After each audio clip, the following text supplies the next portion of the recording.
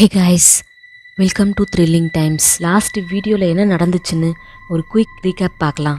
தன்னோட அக்காவோட கல்யாணத்துக்கு பத்திரிக்கை வைக்க போன பிரதீப் தன்னோட ஃப்ரெண்டு கிஷோருக்காக நியூஸ் பேப்பர் போட ஹெல்ப் பண்ணுறான். ஆனால் இவன் நியூஸ் பேப்பர் போட்ட எல்லா இடத்துலையும் அதே நேரத்தில் திருடு நடந்திருக்கு. இதனால போலீஸ் பிரதீப்பை அரெஸ்ட் பண்ணுறாங்க. தன் நண்பன் தன்னை சூழ்ச்சியாக மாட்டி விட்டுட்டான்ற கோவத்தில் இருக்கிற பிரதீப்க்கு மேலும் அதிர்ச்சி ஊட்டும் வகையா அவன் ஃப்ரெண்டு கிஷோரும் இந்த கேஸில் அவனுக்கு ஹெல்ப் பண்ண இருந்த இன்ஸ்பெக்டர் சுந்தரும் கொலை செய்யப்படுறாங்க. அப்படிதான் ஒரு நாள் பிரதீப் அந்த கொள்ளை கூட்டத்தில் மாட்டிட்டு இருக்கப்போ ஒரு பொண்ணு வந்து அவனை காப்பாற்றி கூட்டிட்டு போறா. யார் அந்த பொண்ணு?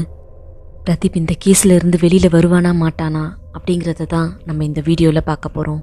வாங்க வீடியோக்குள்ளே போகலாம்.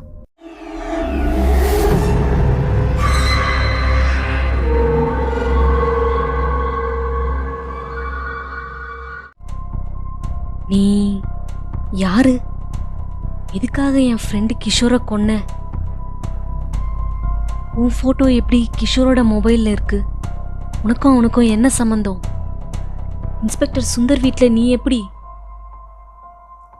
உனக்கு எப்படி அவரை தெரியும்? என்னை எதுக்கு உன் கூட்டத்துக்கிட்ட இருந்து காப்பாத்தின அப்படின்னு அடுக்கடுக்கா பல கேள்வியை அவகிட்ட கேட்குறான் பிரதீப். அவளோ எதுவும் சொல்லாமல் அமைதியாக இருக்கா. கொஞ்ச நேரம்க்கு அப்புறம் பேச ஆரம்பிக்கிறா. என் பேர் கல்பனா. நான் திருப்பரங்குன்றத்தில் ஒரு சிசிடிவி கேமரா ஆஃபீஸில் ஒர்க் பண்ணுறேன். நானும் கிஷோரும் 2 இயர்ஸாக லவ் பண்ணுறோம். நாங்கள் லவ் பண்ணுறது யாருக்கும் தெரியாது. நெக்ஸ்ட் இயர் மேரேஜ் பண்ணிக்கலான்னு இருந்தோம். எங்களுக்கு லீவ் கிடைக்கும்போது நாங்கள் மீட் பண்ணிப்போம். ஜூலை 24 என் பர்த்டேங்கிறதால அதுக்கு முன்னாடி நாளே நான் லீவ் போட்டு அவனை பார்க்க வந்தேன். நீ வீட்டுக்கு வந்த நாள் தான் அது. அன்றைக்கி நைட்டு நாங்கள் வழக்கமாக மீட் பண்ணுற இடத்துல மீட் பண்ணலான்னு பிளான் பண்ணோம். நான் ரொம்ப நேரமாக வெயிட் பண்ணேன். கிஷோர் வராததால் ஃபோன் பண்ணேன். அவன் வர வழியில் பைக் ரிப்பேர் ஆயிடுச்சுன்னு சொன்னான். டைம் 9 மணி ஆனதால் எனக்கு ரொம்ப பயமாயிடுச்சு. திருப்பியும் அவனுக்கு ஃபோன் பண்ணேன். இன்னும் 1/2 மணி நேரத்தில் வந்துடுவேன்னு சொன்னான். அதுக்கப்புறம் நான் அவனை டிஸ்டர்ப் பண்ணல. கொஞ்ச நேரம் கழிச்சு பைக்கை தள்ளிட்டே வந்தான். முகமெல்லாம் காயமாக இருந்துச்சு. நான் பதறி போய் என்னடாச்சு, என்னது இது காயம்னு கேட்டேன். நான் உன் பர்த்டேக்கு கிஃப்ட் பண்ண ஒரு கோல்டு செயின் வாங்கினேன். வர வழியில் பைக் ரிப்பேர் ஆயிடுச்சுன்னு ஓரமாக நின்று ஸ்டார்ட் பண்ண ட்ரை பண்ணேன். அப்போ ஒருத்தன் எனக்கு ஹெல்ப் பண்ணுற மாதிரி வந்து செயினை எடுத்துகிட்டு ஓடிட்டான். நான் அவனை துரத்திட்டு போனேன். ஆனால் அவன் அதுக்குள்ளே ஓடிட்டான். அவன் மாஸ்க்கு போட்டிருந்ததால முகமும் எனக்கு தெரியல. ஆனால் அவன் கண்ணு கீழே ஒரு தழும்பு இருந்தது. அதை நான் பார்த்தேன். உனக்காக எவ்வளவு ஆசையாக கடைக்கடையாக தேடி வாங்கினது கடைசியில் உனக்கு கொடுக்க முடியாமல் போயிடுச்சின்னு சொல்லி என்கிட்ட ரொம்ப ஃபீல் பண்ணி அழுதான் கிஷோர்.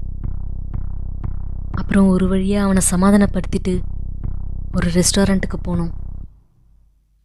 கிஷோர் 12 o'clock எனக்கு விஷ் பண்ணுறதுக்காக வெயிட் பண்ணான். நாங்கள் பேசிகிட்டே ரோட்டில் நடந்து போனோம்.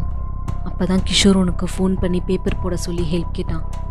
நீயும் ஒத்துட்ட. உன்கிட்ட ஃபோன் பேசி வச்சதும் கிஷோர் என் கையை பிடிச்சி நின்றுட்டான். அங்கே பார், அவன் தான் நம்ம செயினை திருடிட்டு போனவன்னு என்கிட்ட சொன்னான்.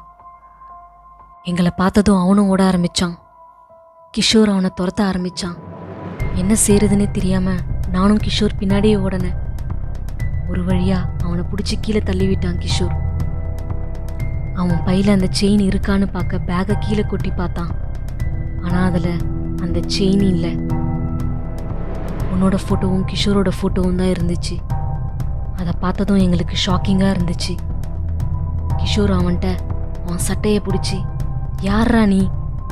என் செயின் எங்கள் ஃபோட்டோவை ஏன் நீ கையில் வச்சிட்ருக்க? எப்படி கிடச்சிச்சு உனக்கு அப்படின்னு கேட்டான். ஆனால் அந்த திருடன் டக்குன்னு கீழே இருந்து மண்ணை எடுத்து கிஷோர் மூஞ்சில் போட்டுட்டு ஓடிட்டான். அப்போ தான் உனக்கு கால் பண்ணோம். நீ அட்டன் பண்ணாததால் உன்னை ஜாக்கிரதையாக இருக்க சொல்லி மெசேஜ் போட்டான் கிஷோர். ஆனால் மெசேஜும் டெலிவரி ஆகலை. நாங்கள் அப்படியே அந்த திருடன் போன வழியிலே நடந்து போயிட்டு இருந்தோம். அங்கே ஸ்ட்ரீட்டோட ஒரு டெட் எண்ட் வந்துச்சு. அங்கே ஒரு பழைய பில்டிங் பாதி ஷட்டர் போட்டு இருந்துச்சு. அங்கே யாரோ இருக்கிற மாதிரி எங்களுக்கு தோணுச்சு. அதனால் அதுக்குள்ளே பொறுமையாக போனோம். நானும் கிஷோரும் அந்த திருடனை தேடணும். ஆனால் பின்னாடி எங்களை யாரோ கட்டையாலே மண்டையில் அடிச்சிட்டாங்க. நாங்கள் 2 பேரும் மயங்கி விழுந்தோம் கீழே. ஏஞ்சி பார்த்தா காலையில் ஆயிடுச்சு. என் கை கால் எல்லாம் கட்டி இருந்துச்சு. என் பர்ஸு மொபைல்னு எதுவுமே இல்லை. தேடி பார்த்தா கிஷோரும் இல்லை, நான் மட்டும்தான் இருந்தேன். காப்பாத்துங்க காப்பாத்துங்கன்னு கத்தனேன். ஆனால் அங்கே ஆள் நடமாட்டமே இல்லை. கொஞ்ச நேரம் கழிச்சு யாரோ வர மாதிரி சத்தம் கேட்டுச்சு. நான் திருப்பியும் அந்த திருட்டு கும்பல் தான் வந்துட்டாங்கன்னு பயந்துட்டேன். ஆனால் வந்தது கிஷோரும் இன்ஸ்பெக்டர் சுந்தரும். அவங்கள பார்த்ததும் தான் எனக்கு நிம்மதியாச்சு. அப்போதான் எனக்கு இன்ஸ்பெக்டர் சுந்தர் அறிமுகமானார். அன்னைக்கு காலையில் தான் எல்லா வீட்லேயும் திருடு போயிருந்துச்சு. எல்லாமே கிஷோர் வழக்கமாக பேப்பர் போடுற வீடு. திருடு நடந்த அந்த கேஸை விசாரிக்கும் போது அங்கே இருந்த பால்காரன், தண்ணி கேன் போடுறவன்னு எல்லாரும் வந்தாங்க. ஆனால் பேப்பர் போடுற கிஷோர் மட்டும் வராததால் அவன் மேலே சந்தேகப்பட்டு அவன் நம்பரை ட்ராக் பண்ணதில் கடைசியாக இந்த ஏரியா தான் காட்டுச்சு. இங்கே வந்து பார்த்தா ஒரு பில்டிங்கில் கிஷோர் கட்டி போட்டு வச்சுருந்தாங்க. அவனை மீட்டு விசாரிச்சதில் அவன் நடந்தது எல்லாத்தையும் சொன்னான். அப்புறம்தான் அவங்கள காப்பாற்ற வந்தோன்னு சுந்தர் சொன்னதா கல்பனா பிரதீப் கிட்ட சொல்கிறா. இது எல்லாத்தையும் பொறுமையாக கேட்டுட்டு இருந்த பிரதீப், சரி கல்பனா, அவங்க மொத்தம் எத்தனை பேர், எப்படி இருப்பாங்க, ஏதாச்சும் தெரியுமா, ஏதாச்சும் அடையாளம் தெரிஞ்சா சொல்லு அப்படின்னு கேட்குறான். இரு பிரதீப், நான் இன்னும் முழுசாவே சொல்லி முடிக்கல. நாங்கள் 3 பேரும் அந்த பில்டிங்கில் இருந்து வந்தோம். அப்போ அந்த திருடனை திருப்பியும் பார்த்தோம். அதே பில்டிங்கில் அவன் விட்டுட்டு போன ஒரு பேகை எடுக்க திரும்பவும் வந்திருந்தான். அங்கே எங்களை பார்த்ததும் அவன் திருப்பியும் ஓட ஆரம்பித்தான். ஆனால் இன்ஸ்பெக்டர் சுந்தர் அவனை துரத்தி பிடிச்சி அவன் பேக்கை கீழே கொட்டினாரு. ஆனால் அந்த பேக்கில் எங்கள் செயின் இல்லை, எங்கள் 2 பேரோட மொபைல் தான் இருந்துச்சு. அதை விட்டு போனதால தான் அவன் திரும்பவும் அதை எடுக்க வந்திருக்கான்னு தெரிஞ்சிச்சு. எவ்வளவு அடிச்சும் அவன் கத்தனானே தவிர எதையும் சொல்லலை. அப்புறம்தான் தெரிஞ்சிச்சு அவன் பிறவி ஊமன்னு. சரி, அப்புறம் அவனை என்ன பண்ணீங்கன்னு பிரதீப் கேட்குறான். தோ இங்கே தான், இந்த ரூமில் தான் இன்ஸ்பெக்டர் சார் அவனை பூட்டி வச்சிருக்காரு அப்படின்னு அதை திறந்து காட்டுறா கல்பனா. ஆனால் அங்கே யாருமே இல்லை.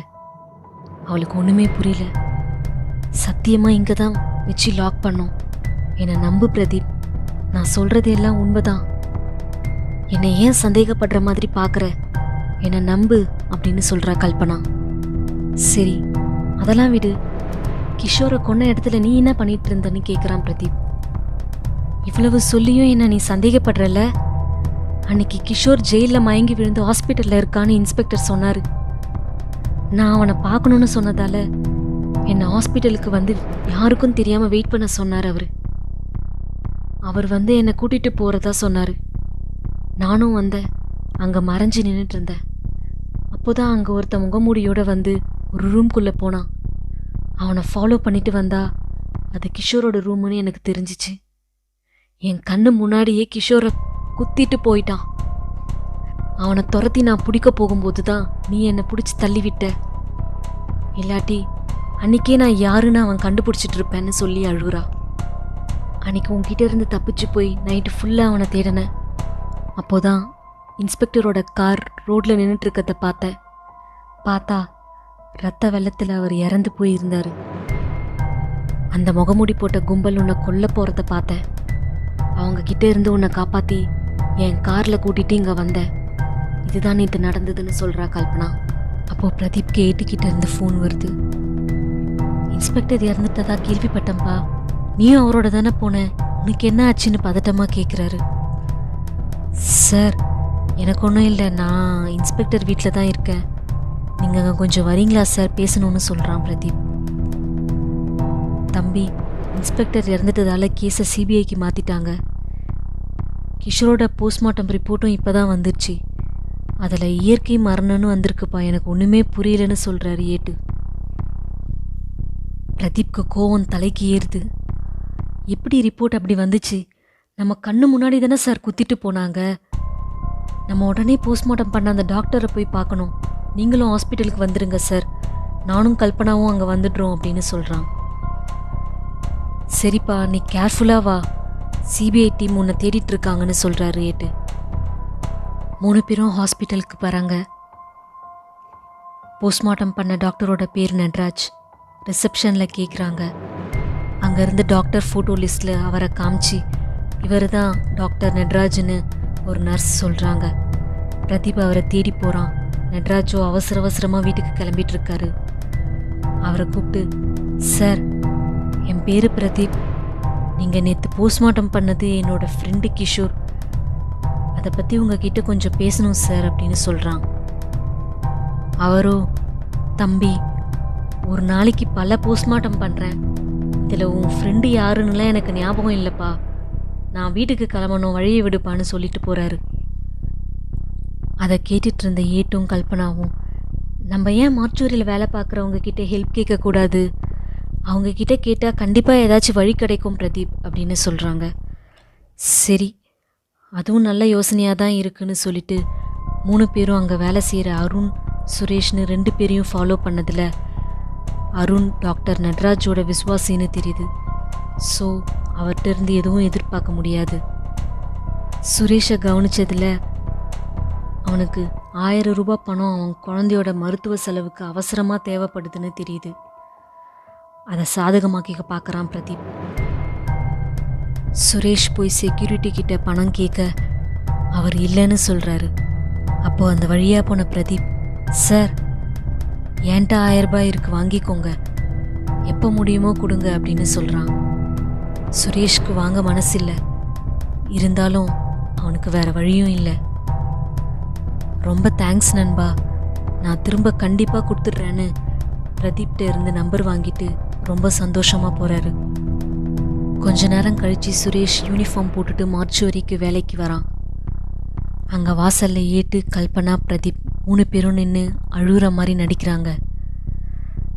அதை பார்த்துட்டு போக சுரேஷ்க்கு மனசு இல்லாமல், நண்பா, என்னாச்சு, இங்கே என்ன பண்ணுறீங்கன்னு கேட்க, என் ஃப்ரெண்டு நேற்று இறந்துட்டான், அவனை ஒரு வாட்டி பார்க்கலான்னு வந்தால் அலோ பண்ண மாட்டாங்கன்னு சொல்கிறான் பிரதீப்.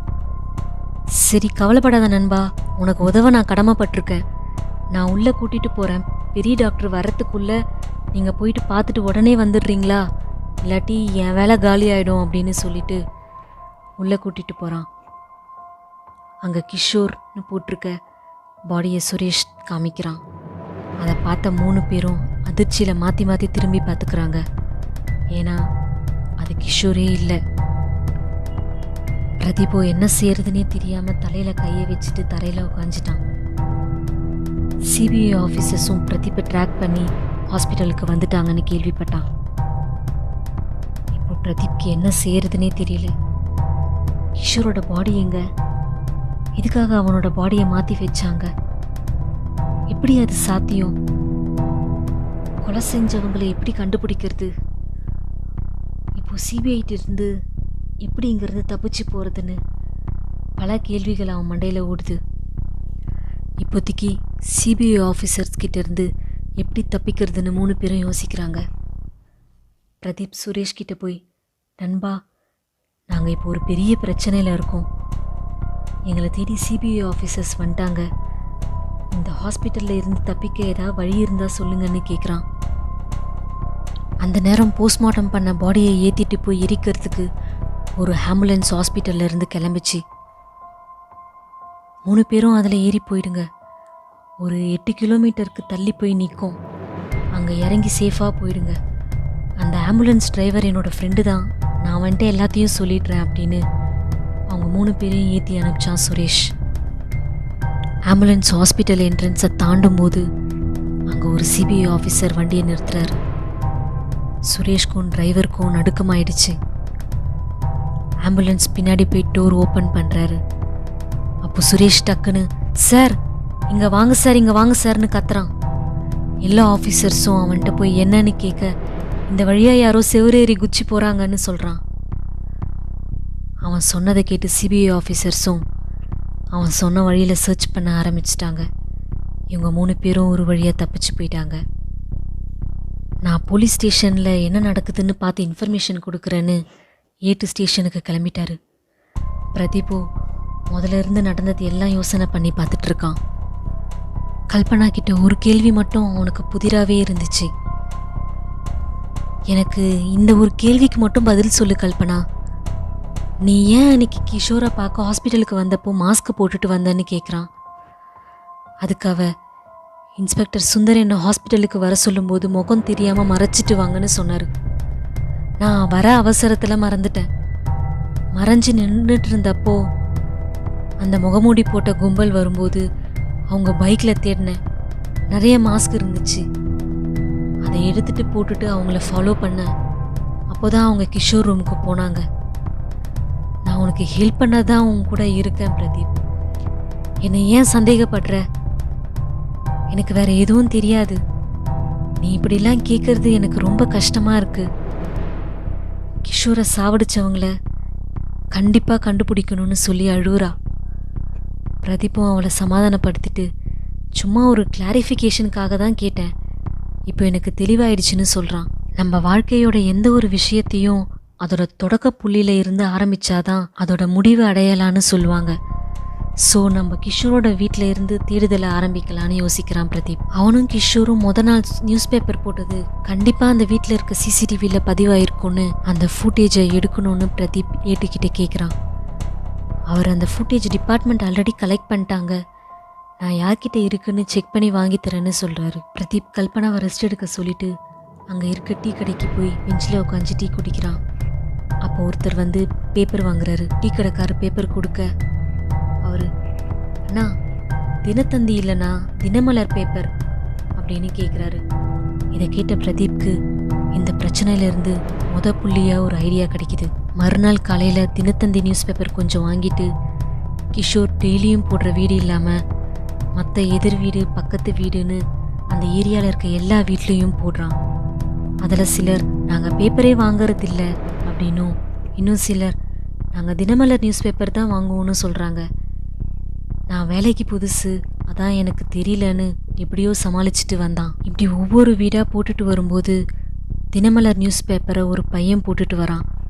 பிரதீப் அவனை ஃபாலோ பண்ணிட்டு, யார் நீ, என்ன பண்ணிகிட்ருக்க இங்கே அப்படின்னு மிரட்ட அவன் அழுதுட்டே, ஆனால் நான் வேலைக்கு புதுசு, சேர்ந்து 2 நாள் தானே ஆகுது, எனக்கு எதுவும் தெரியாதுன்னான்னு சொல்லி அழுகுறான்.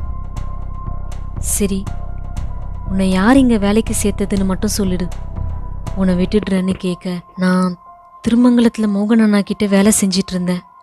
கொஞ்ச நாளைக்கு முன்னாடி வேலை எதுவும் இல்லைப்பா அப்படின்னு என்னை நிறுத்திட்டாரு. இருந்தா கூப்பிடுறேன்னு சொன்னார். 2 நாளைக்கு முன்னாடி தான் ஃபோன் பண்ணி மதுரையில் நியூஸ் பேப்பர் போடுற வேலை இருக்குன்னு கூப்பிட்டாரு. சரின்னு சொல்லிட்டு நானும் வந்தேன். அவ்வளோதான், நான் எனக்கு வேறு எதுவும் தெரியாதுன்னு பிரதீப் கிட்ட அழுதுகிட்டே சொல்கிறான். பிரதீப்பும் அவனை விட்டுட்டு ஏட்டுக்கு ஃபோன் பண்ணி இதை பற்றி சொல்லி, திருமங்கலம் மோகனை போய் பார்த்தாக்கா ஏதா தெரிய வரும்னு நினைக்கிறேன் அப்படின்னு சொல்லி அவரையும் கூப்பிடுறான். பிரதீப்போட அப்பாவோ, கல்யாணம் வேற நெருங்கிட்டு இருக்கு, இவனை இன்னும் காணோம் அப்படின்னு வீட்டில் சொல்லிட்டு கிஷோரோட அட்ரஸை வேற ஒரு ஃப்ரெண்டு கிட்ட வாங்கிட்டு பிரதீப்பை பார்க்க வராரு. பிரதீப்பும் ஏட்டும் மோகனை பார்த்து இதுக்கு முன்னாடி பேப்பர் போட்டவங்கள பற்றி விசாரிக்கிறாங்க. 2 பேரும் ஃப்ரெண்டுன்னு சொல்லிட்டு புதுக்கோட்டையிலேருந்து 6 மாதத்துக்கு முன்னாடி வேலை கேட்டு வந்தாங்க. எனக்கும் அப்போது ஆள் தேவைப்பட்டதால் நான் அவங்கள எடுத்துக்கிட்டேன், அவ்வளோதான் எனக்கு தெரியும் அப்படின்னு மோகன் சொல்கிறாரு. சரி, அவங்க ஃபோன் நம்பர் ஏதாச்சும் இருக்கான்னு கேட்க, ஒருத்தனோட நம்பர் மட்டும் இருக்குது அப்படின்னு மோகன் கொடுக்குறாரு. அதை வாங்கி பிரதீப் ட்ரை பண்ணுறான். ஆனால் ரீச் ஆகலை. உடனே ஏட்டுக்கிட்ட கொடுத்து ட்ராக் பண்ண சொல்கிறான். 2 பேரும் அங்கே இருந்து திருடு நடந்த ஏரியாவுக்கு கல்பனாவையும் கூட்டிகிட்டு போகிறாங்க.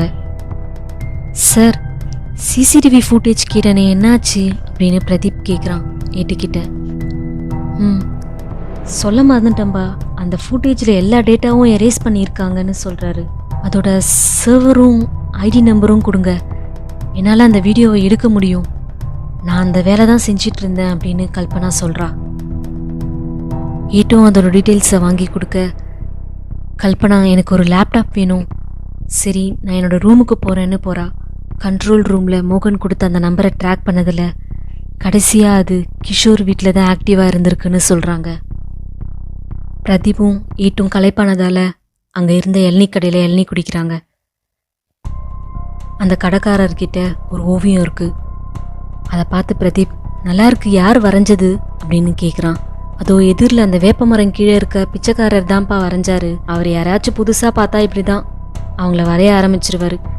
நான் வந்த புதுசில் என்னை வரைஞ்சி வச்சிருக்காரு. நான் ஒரு நாள் அவருக்கு சாப்பாடு கொடுக்க போனப்போ பார்த்தனா, நல்லா இருந்துச்சுன்னு கொண்டு வந்துட்டேன் அவர்கிட்ட கேட்டுன்னு சொல்கிறாரு. உங்கள் ஃபோட்டோ கூட வச்சுருந்தாலும் வச்சுருப்பாரு, போய் பாருங்க அப்படின்னு சொல்கிறார். அப்போதான் பிரதீப்க்கு ஒரு ஐடியா வந்துச்சு. சரி, அப்போ அந்த திருடங்களையும் அவர் பார்த்துருந்தா வரைஞ்சி வச்சிருப்பார்ல, வாங்க போய் பார்க்கலாம் அப்படின்னு ஏட்டை கூட்டிகிட்டு போகிறாரு. அப்போது கண்ட்ரோல் ரூம்லேருந்து ஏட்டுக்கு ஃபோன் வர அவர் கிளம்பிட்டாரு. அந்த ஃபோனை ஹேக் பண்ணதில் நிறைய ஃபோட்டோஸ் அந்த ஃபோனில் இருக்குன்னு சொல்கிறாங்கன்னு ஏட்டு சொல்ல, பிரதீப் அதில் இருக்க செல்ஃபி ஃபோட்டோஸ் மட்டும் எடுங்க சார், அந்த ஃபோனோட IMEI நம்பர் வச்சு ஃபோன் என்னைக்கு வாங்கினதுன்னு செக் பண்ணி அன்னைக்கு எடுத்திருக்க செல்ஃபியை மட்டும் செக் பண்ணுங்க, கண்டிப்பாக ஃபோன் வாங்கின அன்னைக்கு செல்ஃபி எடுத்திருப்பாங்கன்னு சொல்கிறான். ஏட்டும் சரி செக் பண்ணுறேன்னு சொல்கிறாரு. ஏட்டு கண்ட்ரோல் ரூமில் ஃபோட்டோஸ் செக் பண்ணுறாரு.